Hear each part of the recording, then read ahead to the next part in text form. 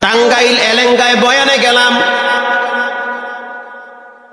যেই বাসায় খাবারের ব্যবস্থা করেছে, বাড়ি এত সুন্দর, চোখ ধাঁধানো বাড়ি, দেখলেই কলিজা ঠান্ডা হয়ে যায়। এবার বাড়ির মালিকের সাথে অনেক সময় গল্প হইল।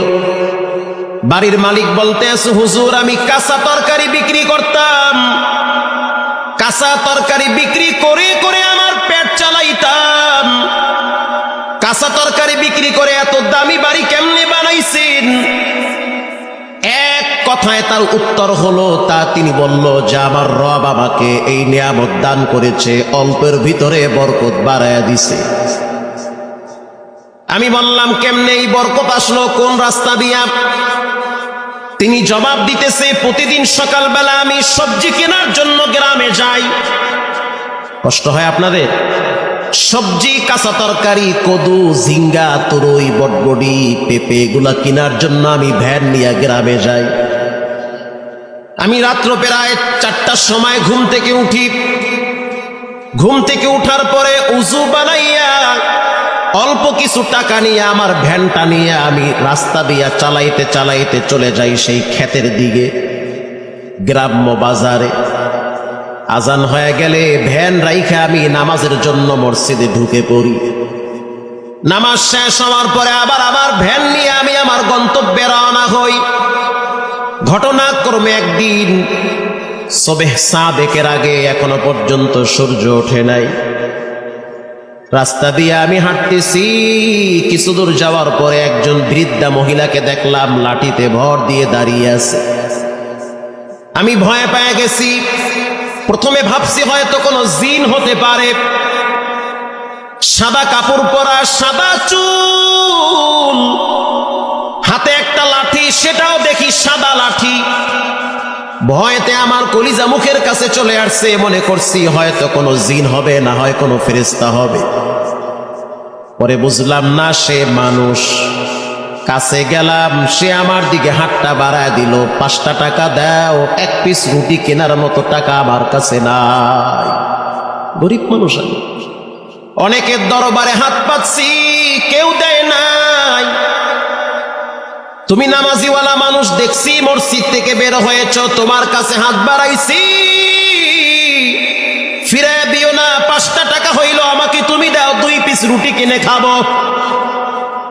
হুজুর বিশ্বাস করেন, তখন আমার পকেটে মাত্র 5টা টাকাই ছিল, আর কোনো টাকা ছিল না। আমি সিদ্ধান্ত নিলাম, ফজরের নামাজ পড়ছি, মনটাও ভালো লাগতেছে।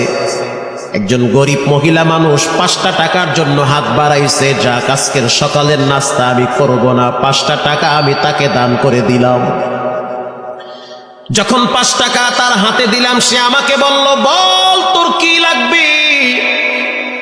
এবার আমি বলতে আছি, তুমি তো দেওয়ার মালিক না, তুমি তো বড় ফকির।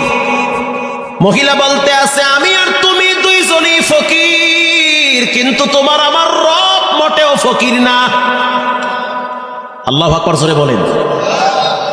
তুমি আমি দুইজনই ফকির, আল্লাহ কি ফকির? সে তো ফকির না। হুজুর কথাটা শোনার সাথে সাথে আমার কলিজার ভিতরে কে যেন একটা পার মারছে। আসলেই তো আমিও ফকির, উনিও ফকির, ধনী কে? আল্লাহ। হুজুরের পরে দেখলাম মহিলাটা 2টা হাত উপরের দিকে তুলে দিছে।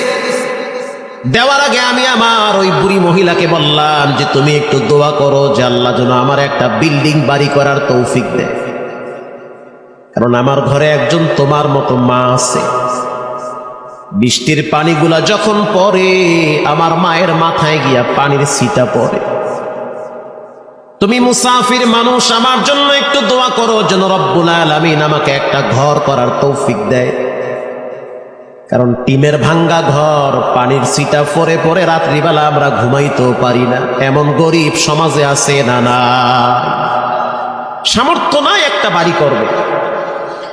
এবার বুড়ি মহিলা 2 হাত তুলে দিয়া বলতে আছে, আল্লাহ, এখনো পর্যন্ত সকালের সূর্য উঠে নাই, এখনো পর্যন্ত দোয়ার দরওয়াজা ক্লিয়ার আছে। আল্লাহু আকবার। আমি একজন বুড়ি মহিলা, জানি আমি দুর্বল, তুমি তো মোটেও দুর্বল না। অতএব তুমি আমার দোয়াটা কবুল করে নাও, এই সবজিওয়ালার জন্য ভালো একটা বাড়ি করার তৌফিক দান করো। হুজুর বিশ্বাস করেন, এরপর থেকে প্রতিদিন আমার ইনকামের ভিতরে কেমনে জানি আল্লাহ পাক ডাবল বরকত বাড়ায়া দেয়। আমি আস্তে আস্তে কিছুদিন পরে দেখলাম ব্যবসায় খালি উন্নতি হচ্ছে। 4-5 দিন পরে আমি ভ্যান বাদ দিয়া টমটম নিলাম, মাল বোঝাই করে ঢাকায় পাঠাই। যখন দেখলাম টমটমেও সাপ্লাই দিয়া কুলাইতে পারি না, তারপরে আমি পিকআপ নিলাম।